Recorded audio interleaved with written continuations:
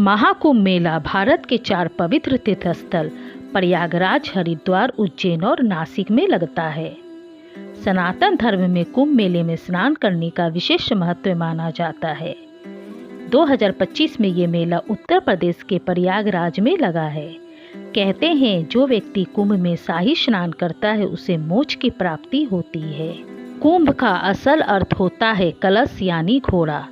दरअसल कुंभ स्नान की कहानी भी एक अमृत के घड़े से जुड़ी हुई है।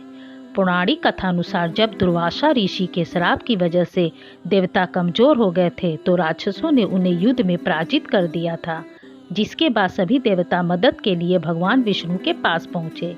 जिसके बाद भगवान विष्णु ने उन्हें समुद्र मंथन करने को कहा। इसके बाद भगवान विष्णु के कहेनुसार देवताओं ने राक्षसों के साथ अमृत की प्राप्ति के लिए समुद्र मंथन करने की संधि रखी।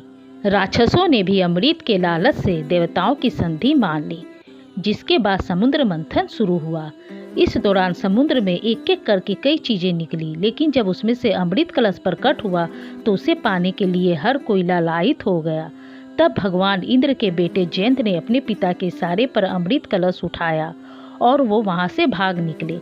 तब राक्षसों के गुरु शंकराचार्य ने राक्षसों से जयंत से अमृत कलश छीनने को कहा। राक्षसों ने जयंत को तो पकड़ लिया, लेकिन अमृत कलश छीनने के लिए देवता और असुरों के बीच 12 दिनों तक भयंकर युद्ध चला। इसी युद्ध के दौरान अमृत कलश से अमृत की कुछ बूंदें पृथ्वी लोक की चारों जगहों पर जा गिरी। कहते हैं कि अमृत की पहली बूंद प्रयाग में, दूसरी हरिद्वार में, तीसरी उज्जैन में और चौथी नासिक में जा गिरी। यही वजह है कि इन चारों स्थान पर कुंभ मेले का आयोजन किया जाता है।